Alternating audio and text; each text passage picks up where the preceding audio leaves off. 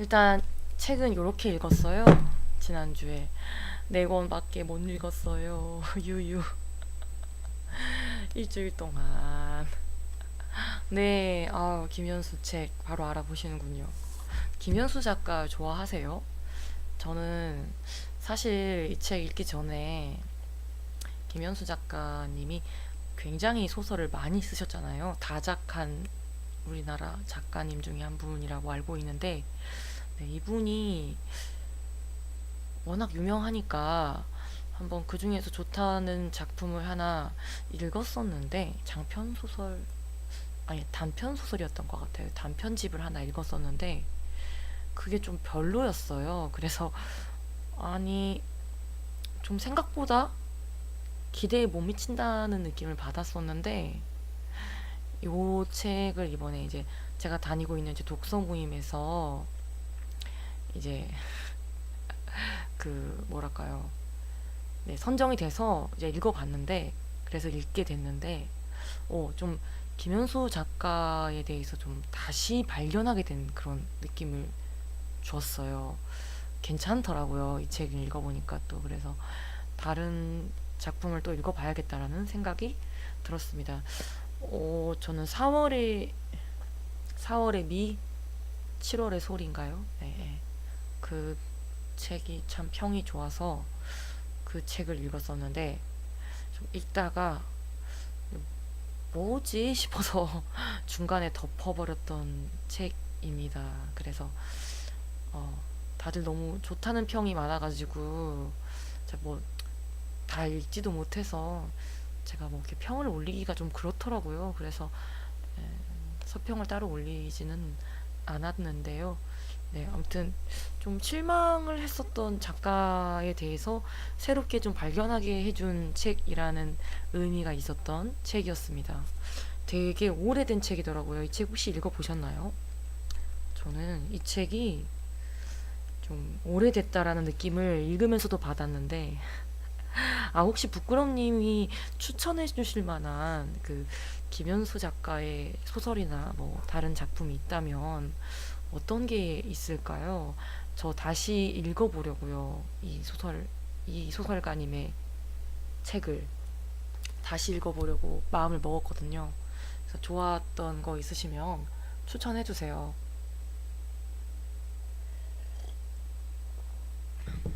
이거는 진짜 좋았어요. 그래서 좀 옛날 책 느낌이 나더라고요. 확실히.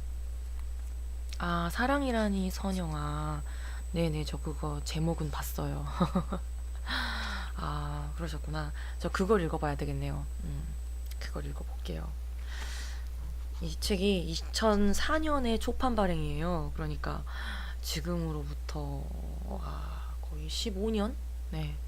15년 전에 나온 책이니까 상당히 좀 오래됐는데 꾸준히 좀 사랑을 받는 책인 것 같더라고요. 이게 그 10년 지나고, 그러니까 2014년쯤에 똑같은 제목에 뒤에 플러스만 붙여서 이 김현수 작가 이름으로 책을 또 내셨더라고요. 그래서 청춘의 문장들이라는 책이 있고 청춘의 문장들 플러스라는 책이 있어요. 처음에는 그 둘이 제목도 비슷하고 작가도 같기 때문에 같은 책인데 옛날 책, 이게 너무 옛날 책이라서 조금 이제 개정판 느낌으로 새로 책을 냈나? 그런 생각을 했었는데 읽어보니까 완전히 다른 책이더라고요. 두 책이.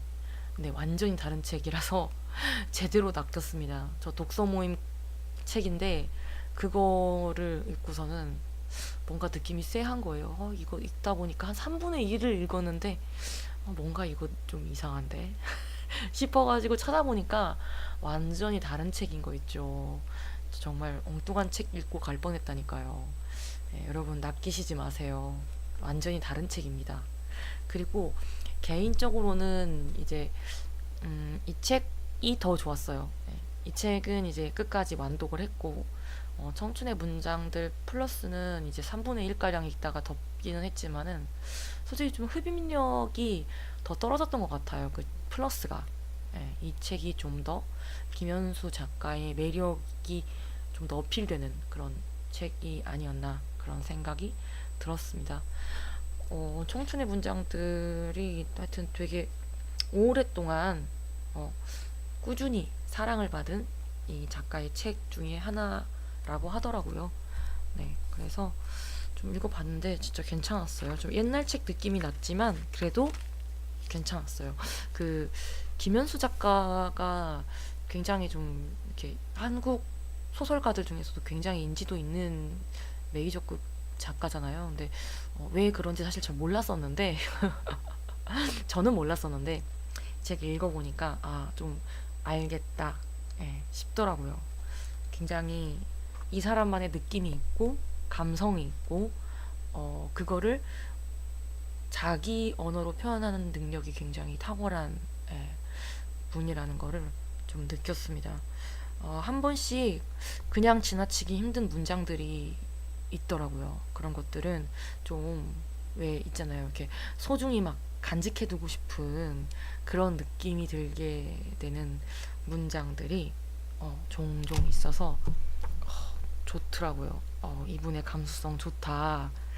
그래서 제가 이 책의 영업을 당해서 다른 이분의 소설책에 다시 도전을 해볼 생각이 들었습니다. 그래서 추천을 드릴만 해요. 근데 이제 조금 아쉬운 점이 있었다면 아까도 말씀드렸지만 이게 2004년에 나온 책이라서 15년 전 책이다 보니까 이렇게 좀 올드한 느낌이 올드한 느낌이 좀 있어요. 특히 이분이 저는 소설가인 줄만 알았는데 시로 먼저 등단을 하셨더라고요. 그러니까 시인이자 소설가시고 또 대중문학 평론가로도 활동을 하셨더라고요. 대중문학 음악에도 굉장히 좀 조예가 있는 분이라는 거를 이 책을 통해서 알게 됐는데 네, 제가 이거 북마크 해둔 것 중에 읽어드릴게요. 좀 아쉬웠던 부분은 그겁니다. 좀 이제 그 대중음악 이게 자기 취향에 대해서 이렇게 쭉 옛날 추억을 회상하면서 어떤 노래를 막 따라 불렀고 어떤 가수의 무슨 노래가 자기에게 어떤 영감을 주었으며 막 이런 이야기들을 하는 부분이 있는데 저는 그 옛날 팝송들을 거의 모르더라고요. 그런 감성이랑 좀 저보다 좀 앞세대 그런 좀 더 앞세대 분들이 읽는다면은 좀 더 공감이 될지 모르겠지만 저는 조금 공감하기가 어려웠던 좀 낯선 노래들 제목들이 계속 열거가 되다 보니까 좀 관심 없는 분야에 굉장히 덕후 매니아인 분이 나는 관심 없는데 굉장히 열심히 열변을 토하는 것을 힘겹게 지켜봐야 되는 것 같은 그런 느낌을 좀 받았습니다. 유리님 안녕하세요. 유리님 어서 오세요. 오늘은 일찍 와주셨네요. 자, 유리님 기다리고 있었어요. 유리님, 유리님이 책 읽고 있습니다. 브루클린. 다는 못 읽었고요. 좀 요 정도 지금 1장 읽었어요. 1장. 예. 근데 흡입력 있더라고요. 이거 유리님이 지난주 방송 때 이거 같이 읽고 얘기했으면 좋겠다라고 말씀해 주셔가지고 이거 지금 이제 읽기 시작했는데 초장부터 이렇게 확 이야기 속으로 이렇게 끌어당기는 그런 매력이 있더라고요. 다 읽으셨군요. 저도 얼른 부지런히 읽어서 다음 방송 때는 꼭 이번 방송 때 이거를 다 읽어서 이야기를 나누고 싶었는데 지난 2주 지난 1주 지난주 지지난주 너무 바빠가지고 좀 그랬습니다. 신기한 소설 그래요. 진짜 기대가 돼요. 일단 1장부터 굉장히 마음에 들었어요. 뭔가 저를 딱 끌어당기는 그런 이야기적인 매력이 있더라고요. 브이로그 보는 느낌이에요. 맞아요. 요새 브이로그를 진짜 많이 하시더라고요. 저도 사실 그런 거 보면서 저런 거를 정말 보는 사람이 있어? 저런 거를 왜 보지? 이런 생각을 했었는데 또 한편으로는 저런 영상도 올리는데 내가 책 이야기하는 것도 영상으로 못 만들 이유는 없지 않을까? 네, 그런 생각을 또 하게 돼서 만용을 부리게 된 계기가 되기도 했던 네 그런 네 그런 뭐랄까요 그런 겁니다. 브이로그. 네, 요새는 워낙 많이들 하시더라고요. 담담하고 담백한 느낌. 그러니까 그렇죠. 나만 이렇게 사는 게 아니고 다른 사람도 나랑 비슷하게 저렇게 사는구나. 네, 그런 게 이제 느꼈을 때 조금 위안이 되기도 하고 음, 조금 외로운 마음이 조금 대리만족되는 그런 느낌이 들기도 하겠더라고요. 아, 유튜브 하시면 좋아요. 감사해요. 사실은 제가 유튜브에 영상을 그냥 기록용으로 올리고 있어요. 아니, 너무 폭탄 발언인가요, 갑자기? 네. 아니, 언젠가 말씀을 드려야 되는데 이게 너무 유튜브는 지금 조회수가 거의 없거든요. 그냥 뭐 홍보도 안 하고 그냥 제 기록용, 제 방송이 24시간 뒤에 사라져 버린다는 게 너무 허망해서 그거를 어떻게든 그냥 기록으로라도 남겨야겠다 싶어가지고 감사합니다, 감사합니다. 그래서 지난 방송을 녹화해서 네, 유튜브에 올리고 있어요. 그래요. 네. 그러면 유튜브에 젠느의 책수다라고 검색하시면은 제 채널 그대로 이름이 올라와 있거든요. 젠느의 책수다. 이렇게 검색하시면은, 아이고, 폭풍하트 감사합니다. 이 열화 같은 성원 어떡하죠? 저 너무 기뻐요. 너무 기뻐서 잠이 안 올 것 같은데요. 여러분들 너무 감사합니다. 이런 폭발적인 관심을 보여주셔서. 네, 책수다입니다. 책수다. 네, 젠느의 책수다. 네, 네, 그렇죠. 그래서 이제 지난 방송을 그냥 그대로 따서 녹화해서 올리고 있어요. 초기에 정말 초기에 했던 거는 그땐 녹화를 할 생각을 못 했어가지고 없고 유튜브 라이브가 머지않았대요. 감사합니다, 이하님. 다들 너무 감사해요. 제가 참, 어떻게 진짜 몸둘 바를 모르겠어요. 이렇게 라이브 시간 맞춰서 보러 와주시는 것도 너무 감사한데, 아휴, 이런. 더 열심히 읽고 나눠야겠습니다. 열심히 하겠습니다. 감사합니다, 여러분. 콜럼토빈 작가님은 유리님께서 서구권에선 상당히 유명하고 스탠퍼드의 대학 교수도 하시는 분이라는데 우리나라에서는 처음 출판된 책이군요. 와, 그렇군요. 그러니까요. 저는 작가 이름이 좀 생소해서 처음 들었을 때 콜럼 토빈? 네, 처음 듣는 작가라는 생각을 해서 좀 의아했었는데, 그러셨군요. 네, 정말 감사합니다, 유리님. 아휴, 이렇게. 네, 저 정말 일단 일장만 읽었는데, 요만큼 읽었는데, 또 사로잡는 매력이 진짜 있더라고요. 음, 이게 딱 처음 처음 부분 조금 읽어보면 이 책이 나랑 맞나 안 맞나 이렇게 좀 감이 딱 오잖아요. 이건 좀 읽기가 어렵겠다. 이건 좀 술술 읽히겠다. 이런 판단이 딱 서는데, 네, 이거 브루클린은 딱 제 취향에 딱 맞는 느낌이 든 그런 소설이었습니다. 음, 그렇군요. 제가 사실 1장을 다 읽은 게 아니라서 배멀미가 아직 안 나온 것 같은데, 네, 읽어보겠습니다. 일단 배를 탔어요. 네. 지금 누구죠? 이름 갑자기 생각 안 나네. 갑자기 아일리시. 우리 아일리시 친구가 배를 탔어요. 오빠 만나고 배 탔어요. 브루클린으로 가는 배를 탔습니다. 아무튼 네, 너무 감사합니다. 부끄럼님도 구독 감사해요. 아무튼 이거 아까 부끄럼님이 요청하셨어가지고 네, 청춘의 문장들 김연수 작가를 제가 재발견하게 해준 저로 하여금 재발견하게 해준 책 이라서 좋았던 구절을 몇 군데. 영화도 있군요. 브루클린. 네, 감사합니다. 나중에 책이 좋으면 또 영화를 찾아보게 되더라고요. 네, 일단 책을 한번 읽어보고 찾아보겠습니다. 이거는 좋았던 구절. 이분이 이 시를 전공하셔서 그런지 뭐 모르겠지만 그 한시 있잖아요. 한문으로 된 시. 뭐 일본의 뭐 하이쿠라는 그 575조의 뭐 시라던가 아니면 중국의 한시, 뭐 우리나라의 그 뭐 정약용이나 뭐 이런 사람들이 쓴 옛날 시들, 한문 시들을 굉장히 좀 심취해서 그런 시를 해석하는 능력이 또 있으시더라고요, 이분이.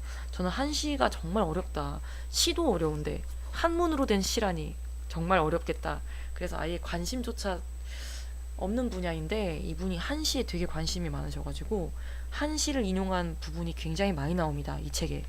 그래서 또 한시라는 새로운 세계를 조금은 겉핥기 수준으로라도 좀 맛볼 수 있는 그런 매력도 좀 있었어요.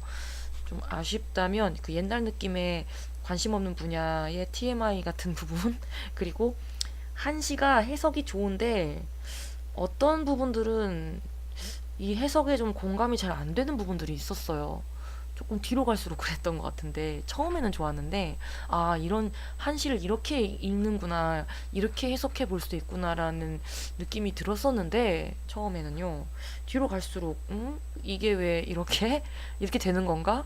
나는 잘 모르겠는데 싶은 그런 시들도 좀 나와가지고 네, 약간은 그런 부분은 아쉬웠던 책이긴 합니다만 그래도 좋았던 부분 소개를 드리겠습니다. 키친 테이블 노블이라는 그 부분에 대한 이야기인데요. 이게 뭐냐면은 키친 테이블 노블이라는 것이 식탁에 앉아서 쓰는 소설이라는 뜻인데 전문적인 소설가가 아니라 일반인의 처지에서 쓴 소설이 크게 인정받았을 때 붙이는 이름인 듯하다. 그래서 이제 일반인이 그냥 식탁에 앉아서 짬나는 대로 쓴 소설, 이거를 이제 키친 테이블 노블이라고 하는데요. 이게 세상의 모든 키친 테이블 노블은 애잔하기 그지없다. 어떤 경우에도 그 소설은 전적으로 자신을 위해 쓰여지는 소설이기 때문이다. 스탠드를 밝히고 노트를 꺼내 뭔가를 한없이 긁적여 나간다고 해서 변하는 것은 아무것도 없다. 그런데도 어떤 사람들은 직장에서 돌아와 뭔가를 한없이 긁적이는 것이다. 그리고 이상한 일이지만 긁적이는 동안 자기 자신이 치유받는다. 그들의 작품에 열광한 수많은 독자들에게는 미안한 일이지만 키친 테이블 노블이 실제로 하는 일은 그 글을 쓰는 사람을 치유하는 일이다 라고 되어 있거든요. 그래서 네, 결국에는 이렇게 그냥 짬짬이 쓰는 일반인이 짬짬이 쓰는 이런 글쓰기는 온전히 자기 자신을 위한 굉장히 좀 그런 철저히 이기적인 그런 행위라는 거고요. 그래서 그 사람을 치유하는 효과가 있다라는 건데 저도 실제로 이런 경험을 했던 적이 있어서 좀 공감이 가더라고요. 예전에 막 이렇게 마음이 굉장히 힘들고 상처받아서 막 괴롭고 아프고 그럴 때 그냥 끼적끼적 휴대폰 메모장에 제 감정에 대해서 글을 쓰다 보면 조금 마음이 정리가 되고 치유받는 느낌을 받았었거든요. 근데 그거를 잘 표현해 놓으신 것 같아서 그랬고요. 되게 재미있기도 했던 게 이분 특유의 그 유머 코드가 또 있더라고요. 제가 글로 웃기는 작가님들을 굉장히 좋아하는데 그 이기호 작가님을 그래서 좀 좋아하는데 안녕하세요. 반갑습니다. 젠네 책서 라이브입니다. 그 이기호 작가님도 제가 되게 재미있게 글을 잘 쓰셔서 좋아하는 작가님 중에 한 분인데 이분도 너무 재밌는 거예요. 이렇게 한 번씩 피식피식 웃게끔 글을 쓰셔가지고 되게 마음에 들었어요. 이분 김현수 작가님. 이분만의 또 유머 코드가 있으시더라고요. 그리고 또 정말 좋았던 부분인데요. 여기 67쪽에 나는 대체로 다른 사람들에게는 큰 관심이 없다. 내가 꼭 하지 않더라도 다른 사람들이 충분히 할 수 있는 일에도 흥미가 없다. 내가 해야만 하는 일들만이 내 마음을 잡아끈다. 조금만 지루하거나 힘들어도 왜 내가 이 일을 해야만 하는가 하는 의문이 솟구치는 일 따위에는 애당초 몰두하고 싶은 생각이 없었다. 완전히 소진되고 나서도 조금 더 소진될 수 있는 일을 하고 싶었다. 내가 누구인지 증명해주는 일, 나를 행복하게 만드는 일, 견디면서 동시에 누릴 수 있는 일, 그런 일을 하고 싶었다. 이게 그래서 이분이 글을 쓰신다는 거예요. 근데 너무 멋있지 않나요? 너무 멋있게 표현을 해놓으셔가지고 자기가 글을 쓰는 이유에 대해서. 그래서 사실 이 부분 보고 좀 빠졌어요. 나도 진짜 이렇게 멋진 문장 쓰고 싶다, 그런 생각이 드는 부분이었습니다. 내가 누구인지 증명해주는 일, 내가 완전히 소진되고 나서 조금 더 소진될 수 있는 일. 와, 이렇게 표현할 수 있다는 게 정말 너무 멋집니다. 그리고 또 좋았던 부분, 이 부분 정말 좋았어요. 이 부분. 이제 청춘이라고 우리가 보통 부르는 그 시기가 있잖아요. 네. 그 시기를 굉장히 비유적으로 표현을 잘 해놓은 부분이 있어가지고, 근데 이거는 약간 좀 내가 그 청춘의 시기를 살짝 비켜 지나와야지만이 더 공감이 되겠다라는 느낌을 받기는 했습니다. 저는 청춘이라고 하면은 할 수도 있지만 또 비켜갔다고 하면은 또 그럴 수도 있는 약간 그런 나이여서 그런지 저는 좀 공감이 가더라고요. 네. 읽어보면, 네, 그 집의 식구들은 이제 어떤 달동네 사는 집이 있었어요. 그 달동네에 여자 형제가, 자매가, 네 자매가 함께 사는 집인데, 그 집의 식구들은 모두 24에서 32살 사이의 사람들이었다. 인생의 정거장 같은 나이. 늘 누군가를 새로 만나고 또 떠나보내는데 익숙해져야만 하는 나이. 옛 가족은 떠났으나 새 가족은 이루지 못한 나이. 그 누구와도 가족처럼 지낼 수 있으나 다음 날이면 남남처럼 헤어질 수 있는 나이. 네, 이 부분입니다. 이 불안한 청춘을 살고 있는, 네, 그 나이들을 이렇게 표현해놨어요. 저는 너무 공감이 가더라고요. 제가 이제, 네, 지금은 이제 결혼을 해서 안정적인 삶을 나름대로, 네, 살아가고 있는 처지라서 그런지 모르겠지만, 제가 자취를 시작하고 굉장히 불안하게 하루하루를 살아갈 때 그때 그 힘들었던 시기를 이렇게 표현했다는 게 너무 공감되지 않나요, 여러분? 그쵸? 그때의 나에게, 나를 만날 수만 있다면 그때의 나를 내가 만날 수 있다면 이런 말을 좀 해주고 싶은, 그러면서 지금 그 나이가 그래, 그 나이가 좀 힘들어, 힘들지 하면서 좀 어깨를 토닥토닥 해주고 싶은 그런 기분이 드는 구절이었습니다. 굉장히 이분의 그 따뜻한 감수성이 좀 느껴지는 부분이었어요. 힘듭니다. 청춘은 힘들어요. 지나고 보니 더 그렇게 힘들었었다는 게 더 느껴지는 것 같아요. 그래서 이 책은 이렇게 약간 청춘을 회상하는 식으로 되어 있어요. 그래서 뭐랄까, 그 청춘의 한가운데를 살아가고 있는 사람들도 물론 좋겠지만, 청춘을 지나오신 분들, 네, 그런 분들이 읽으시면 좀 더 많이 공감이 되고 많은 생각을 하게 하는 그런 책이 아닌가 하는 생각이 들었습니다. 그렇죠. 사람 하루 만나도, 네, 그렇죠. 이 정말 하루하루가 불안하잖아요. 안정된 미래 같은 건 보장되어 있지 않고 늘 하루하루를 버티면서 살았던 것 같아요. 그랬던 나날들이 생각이 나서 너무 짧기 때문에, 청춘이라고 부르는 시기가 너무 짧기 때문에. 그러니까요. 되게 청춘이라는 말을 들었을 때 이미 그 단어 속에서 느껴지는 어떤 어감이랄까요? 그게 되게 아련해지는, 서글프고 되게 아련해지는 그런 느낌이 있지 않나요? 안녕하세요. 펌킨터님, 오랜만입니다. 에세이 중에서, 김현수 작가님 에세이 중에, 지지 않는다는 말. 아, 소설보다 에세이가 좋은 작가님. 아, 그러셨군요. 어떡하죠, 유리님.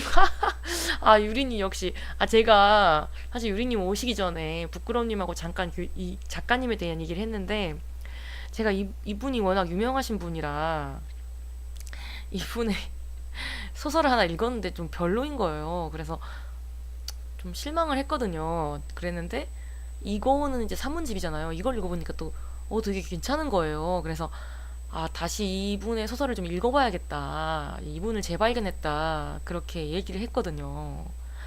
아, 산문이 더 좋은 작가님. 네, 이분이 또 등단은 싫어하셨더라고요. 네, 시인이자 소설가이자 대중음악 평론가이자, 네. 소설은 좀 유치한 느낌이군요. 그래요. 그러니까 이게 개인적인 거라 뭐 이럴 수도 있고 저럴 수도 있는데, 이게 워낙 유명하신 분이 평이 좋다 보니까 약간의 주눅이 들어서 저도 완독을 못 했거든요. 읽다가 좀, 부끄러운님. 부끄러운님 아니고요. 네, 부끄럽님입니다. 아니요, 북유럽 아닙니다. 부끄럽입니다. 북유럽님. 펌킨터님 이렇게 또 간만에 들어오셔가지고 좀 또 오자마자 좀 또 이렇게 드립이 빵빵 터지시네요. 아, 펌킨터님 잘 지내셨나요? 저는 폭풍의 2주일을 보내고 있습니다. 근데 북유럽으로 읽을 수도, 해석할 수도 있을 것 같아요. 이유니까요. 그쵸? 이유는 유럽. 유럽 할 때 이유잖아요. 대박. 진짜. 와, 싱크빅인데. 펌킨터님. 새로운 해석을 우리에게 또 선사해 주셨어. 아무튼, 예, 청춘의 문장들을 좋았습니다.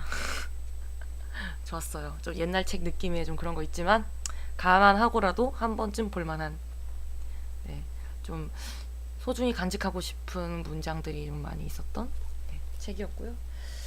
산문은 또 읽어봐야겠네요. 유리님께서 소설보다 산문이 더 좋다고 하셨으니까, 네. 책 너를 사랑해. 북유럽. 와, 대박 대박. 부끄럼님, 부끄럼님 이거 바꾸셔도 되겠는데요? 그것도 괜찮다. 묘하게 설득력이 있는데요, 진짜. 아유, 재밌네요. 그 다음은 제가 좀 폭풍의 2주를 보내서 좀 직장에서 좀 바쁜 시기를 보내가지고 책을 많이 못 읽었는데, 일단 완독한 책은 아까 이렇게 청춘의 문장들까지 합쳐서 4권이거든요. 네, 그래서 책 좋아한다고 말하기 부끄럽다는 생각에. 아, 그럼 부끄러운이라는 말도 맞는 해석이었네요. 중의적 표현이네요. 지지 않는다는 말.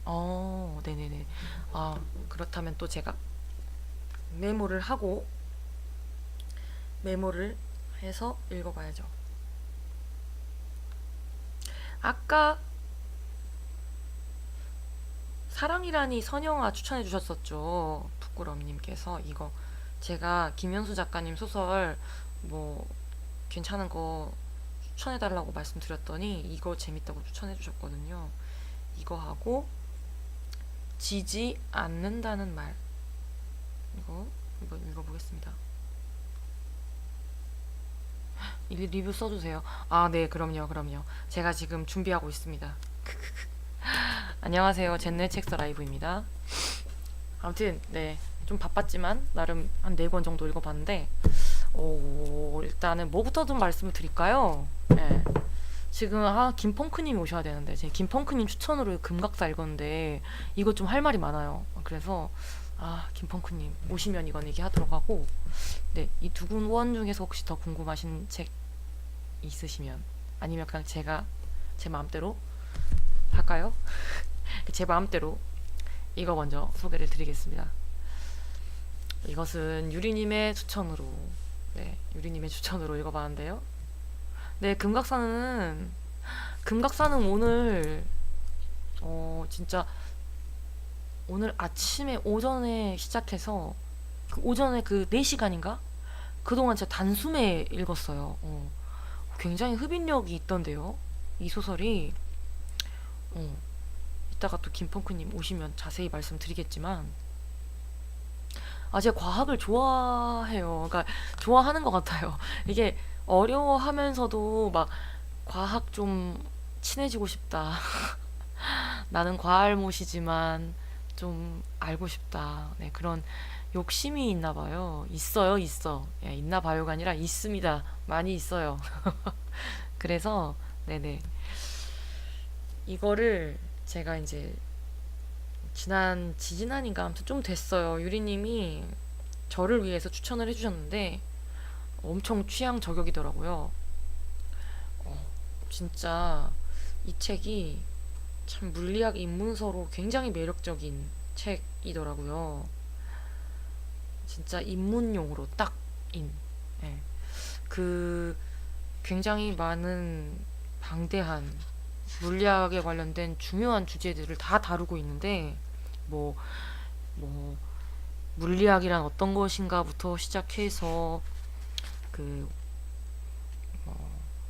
뉴턴 역학, 그리고 원자, 그리고 그 양자, 그리고 시간과 공간이라는 거, 그 아인슈타인의 그 상대성 이론이죠. 그거랑 중력, 전자기파와 같은 것들, 이런 게 다 여기 다 들어가 있어요. 그래서 지금 이제 현대의 물리학이 연구하고 있는 분야까지 정말 총망라해서 다 다루고 있는데, 다 그 분야를 아우르면서도 그것들이 어떻게 해서 흘러왔는가, 연구가 진행이 되어 왔는지, 그 흐름을 굉장히 쉽게 친절하게 설명을 잘 해놔서 그렇게 읽기 어렵지 않았어요. 그리고 제가 되게 좋았던 거는 표지도 진짜 좋고 깔끔하죠. 네. 근데 이게 좋았던 거는 그 떨림과 울림을 전에 제가 이 물리학 입문서로 굉장히 좋았다고 추천을 드렸었는데, 이게 그 책의 약간 보완적인 역할을 하더라고요. 어떤 부분은 그 떨림과 울림의 설명이 더 좋았는데, 그 책에서는 그렇게 자세히 다루지 않았던 부분들을 이 책에서는 짚어줘요. 그래서 그러니까 이제 양자역학이 뭐 예를 들면 뭐 어떤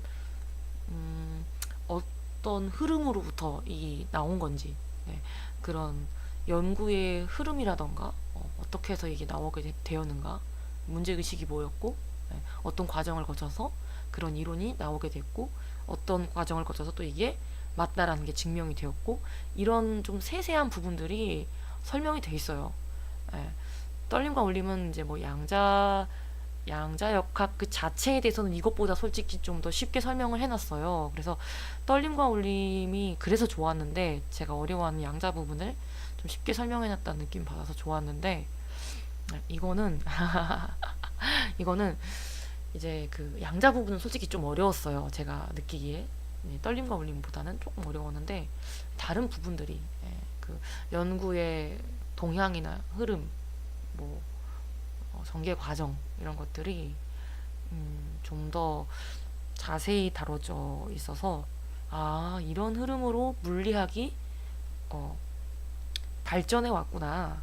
그것을 좀 겉핥기 수준으로나마 좀 맛볼 수 있는 그런 책이어서 그 정도면은 상당히 이 입문서로서 그 정도면은 상당히 성공한 목표를 좀 달성한 책이 아닌가 그런 생각이 들어가지고 진짜 좀 괜찮았던 책입니다. 저는 저처럼 과알못이지만 물리학을 막 알고는 싶어 하시는 그런 분들한테 정말 꼭 읽어보라고 추천을 권할 만한 책이라는 생각이 들었습니다. 김상욱 작가님 진짜 그 떨림과 울림이 전 제일 좋았어요. 세계가 깨지는 느낌이죠. 양자역학 세상에. 그렇죠. 그렇죠. 사실 그 맛에 제가 그 맛이라고 할, 네, 그 맛이죠. 그 맛에 제가 과학을 몰라도 좀 어느 정도 이해는 하고 싶다. 과학적인 세계관을 이해는 하고 싶다는 그런 생각을 하게 되는 이유도 그것 때문이거든요. 과학적인 것을 그래도 기본적인 이론 원리 이런 것이라도 뭐 자세히까지는 못 하더라도 기본 원리라도 알고서 세상을 보면 굉장히 다르게 보이더라고요. 제가 이전에 알던 세상이 아니에요. 그래서 그런 경험을 그러니까 세계가 좀 깨어진다고 해야 될까요? 정말로? 네, 세계가 깨지는 느낌이 진짜 그런 느낌을 조금씩 받게 되니까 이게 참 매력이 있더라고요. 그래서 어렵지만 그래도 알아야겠다. 과학을 알아야겠다. 우리가 살아가는 이 시대에 과학이 어디까지 발전해 있고 지금 하고 있는 연구가 무엇이고 앞으로 어떤 일이 일어날지 우리가 그래도 알고 있으면 네, 조금은 세상을 좀 달리 바라볼 수 있는 눈을 하나 더 가지게 되는 것 같아요. 네. 유튜브의 1분 과학 채널이요. 그렇군요. 그렇군요. 1분 과학 채널. 네, 한번 찾아볼게요. 1분 과학이라니까 또 이제 제목에서부터 이제 쉽게 과학적인 내용들을 설명을 하는 영상인 것 같은 느낌이 드는데 1분 과학 찾아보겠습니다. 오, 채널이 있네요. 와, 되게 재미있어 보이는, 흥미로워 보이는 그런 영상들이 주르륵 나오네요. 오, 야, 이런 채널이 있군요. 이하님도 알고 계셨어요. 그렇군요. 다들 이렇게 언제 이렇게 책도 읽으시고 유튜브도 보시고 다 하시는 거죠? 정말 대단하십니다. 저는 책 읽기만도 막 바빠서 허덕이고 있는데. 아무튼 이건 진짜 좋았고 제가 오늘 이걸 막 급하게 다 읽어가지고 좀 더 정리해서 네, 며칠 안으로 이 책에 대한 리뷰는 네, 제 인스타 계정에다가 업로드를 할 예정입니다. 정말 좋았어요. 유리님 감사드려요. 저의 물리학 지식을 또 이렇게 채워준 좋은 책을 덕분에 만날 수 있어서 약간의 병만미 요새 또 병만미가 참 재미죠. 재밌더라고요. 이 책은요 대리사회라는 책인데 지난 방송 때 제가 살짝 소개를 해드렸는데 이것도 다 읽어서 이제 소개를 드리면 사실 이 책은 이제 그 나는 지방대 시간 강사다 일명 지방시라고 불리는 꽤 유명세를 탔던 책이 이제 전작이고요. 그 이후에 이분이 이제 지방대 시간 강사다에서 알 수 있듯이 이제 대학교 강사를 하시다가 이거를 때려치고 대리기사로 전업을 하셔가지고 쓴 노동 르포르타주입니다. 자기가 일하면서 겪은 일을 이렇게 수기처럼 쓰셨어요. 그런 책인데, 음, 이 지방시는 제가 안 읽어봤는데, 그것도 상당히 핫했던 책이라고 하더라고요. 저는 이분의 신간이 나왔는데, 그게 좀 궁금해서, 일단은 전에 냈던 책을 한번 읽어보자 해서 집어든 게 이 책이었거든요. 대리사회. 근데 이 김민섭이라는 분이 쓰신 책인데, 오, 괜찮았어요. 네, 이분이 진짜 얼마나 절박했는지 알 수 있었고, 이제 낮에는 글을 쓰고 밤에는 대리기사 일을 하면서 겪었던 여러 가지 뭐 에피소드, 우여곡절, 또 뭐 훈훈했던 일, 화가 났던 일, 답답했던 일, 뭐 슬펐던 일, 기뻤던 일, 여러 가지 그 경험담을 이렇게 주제별로 묶어서 이렇게 책으로 내셨는데 재미도 있고요. 되게 솔직하게 글을 쓰셨다는 느낌 받았고 재미도 있고 좀 감동도 있고 그러면서도 좀 우리 사회의 문제의식 한 편을 좀 잘 짚어냈다라는 느낌을 받았습니다. 이 대리사회라는 제목이 뜻하는 바가 사실 이 책이 이야기하려고 하는 핵심 주제거든요. 이 대리사회라는 게 뭐냐면은 사실은 우리가 대리기사라는 직업이 타인의 운전석에 앉아서 대신 운전을 해주는 사람이잖아요. 원래 주인은 따로 있고 이 차의 주인이 아니에요. 그래서 뭐랄까 그 대리인으로서 그러니까 내가 차를 운전을 하고 있지만 이 차는 내 차도 아니고 그 주인이 정해놓은 목적지까지 주인이 요구하는 대로 그대로 따라서 운전을 해야만 하는 그런 처지죠. 대리기사라는 게. 그 대리기사라는 그 직업과 마찬가지로 사실은 우리 사회 전체가 우리들을 대리기사처럼 그렇게 우리가 스스로 주체적으로 생각하고 욕망하고 행동하도록 하는 것이 아니라 다른 노동 모두 그렇다. 우리 사회 노동자들이 다 이렇게 대리 인간들이다. 그러니까 이렇게 사람들을 전부 대리 인간으로 만드는 사회를 대리사회라고 하고요.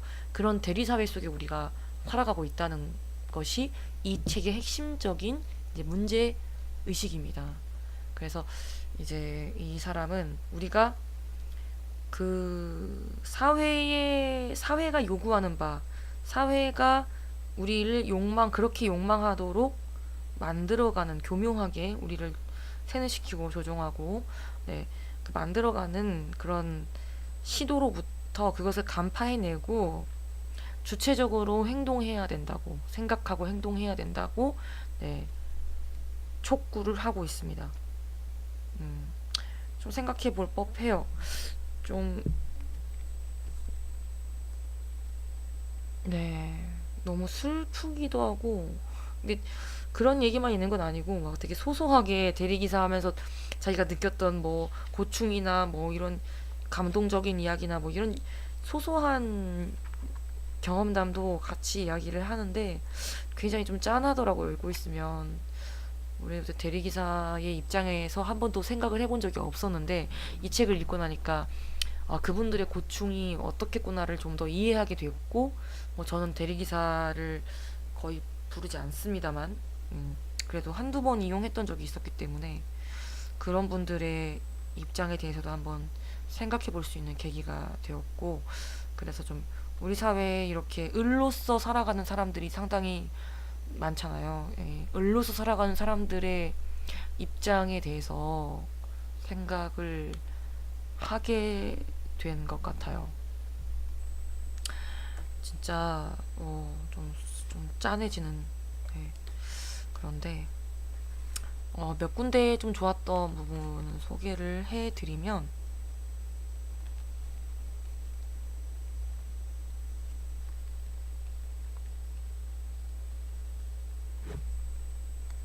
음, 아, 타인의 운전석, 말하자면 우리 사회 어디에나 있을 의례 공간은 대화의 주체가 되어야 할 존재를 위축시킨다. 그래서 결국 어느 대화의 주체로서 참여할 수 없게 만든다.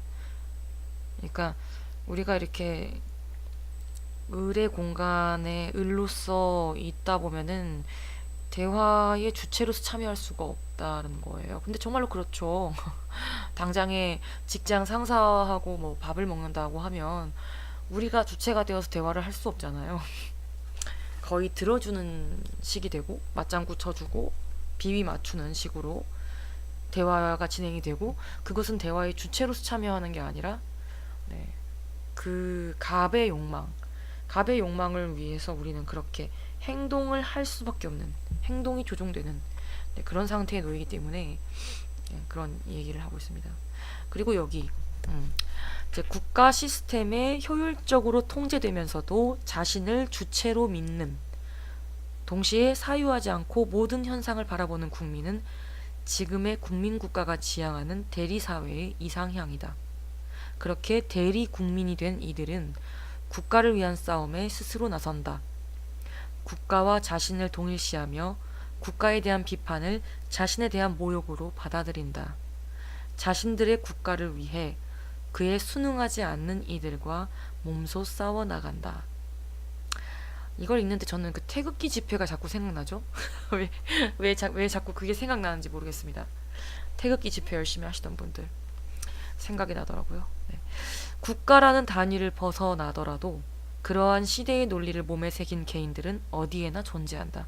그러니까 어떤 조직이나 국가가 아니더라도 이런 대리 인간들이 존재한다는 건데요. 그들은 자신이 속한 조직의 시스템에 순응하지 않는 개인들을 주저앉힌다. 이런 사람들 있죠. 사실 어떻게 보면 저도 그런 행동을 했을지 모릅니다. 약간의 반성이 되기도 하고, 네, 저도 모르는 사이에 그랬을 수도 있을 것 같다는 생각이 들었어요. 내가 속한 조직의 시스템에 순응하지 않는 개인을 주저앉힌 적이 나는 없는지 반성하게 됩니다. 그런데 이제 그것이 대리된 욕망임을 알지 못하고, 대리된 욕망이에요. 자기의 주체적인 욕망이 아닙니다. 회사에 의해서, 조직에 의해서 대리된 욕망인데, 그것을 알지 못하고 내가 스스로 주체적인 행위, 정의로운 행위를 하고 있다고 믿는다는 거죠. 그래서 어쩌면 이것은 국가나 조직 시스템에 편입되어 있는 모든 개인의 문제일 것이다 라고 이야기를 하고 있습니다. 네. 그렇다는 생각이 듭니다. 공감이 됐어요. 그리고 우리 사회는 정말로 이렇게 사유하지 않고 효율적으로 통제되면서도 자기를 주체라고 믿는 그런 인간을 뭐라고 할까요? 좀 지향하는구나. 네. 그런 인간이 많아지기를 은근히 바라고 있는 게 아닌가. 그래서 정말 이런 시도들을 좀 비판적일 필요가 있겠다. 비판적으로 생각해 볼 필요가 있다는 생각이 들었어요. 그리고 또 여기 보면은요. 호칭은 한 인간의 주체성을 대리하는 수단이 된다. 뭐 무슨 부장님, 과장님, 대리, 뭐 김대리, 뭐 이런 호칭이잖아요. 이런 게 자기의 주체성을 대리하는 수단이 된다는 거예요. 자신을 그 공간의 주체라고 믿게 만드는 동시에 그를 둘러싼 여러 구조적 문제들을 덮어버린다.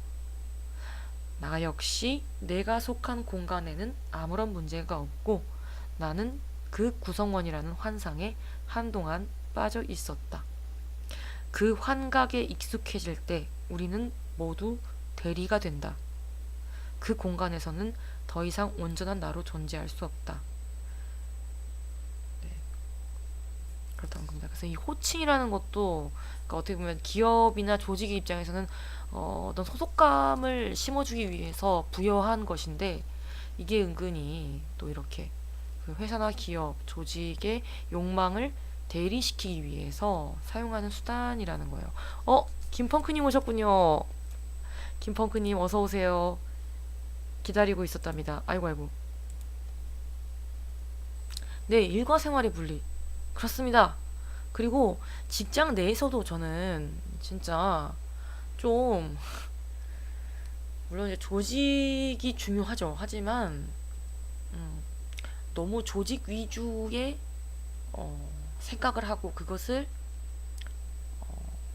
약간 전체주의적인 논리로 소수의 사람들에게 강요하는 그런 분위기 이런 것들은 좀 사라져야 될 텐데. 네. 아유, 괜찮습니다, 김펑크님. 괜찮아요. 좀 사라져야 되는 그런 조직 문화 이런 것들에 대해서 좀 생각을 하게 됐습니다. 그런 것들이 굉장히 교묘하게 우리에게 세뇌되어 스며든다는 생각도 들었고요. 어렵습니다. 어려워. 여기 또 이런 부분도 있습니다.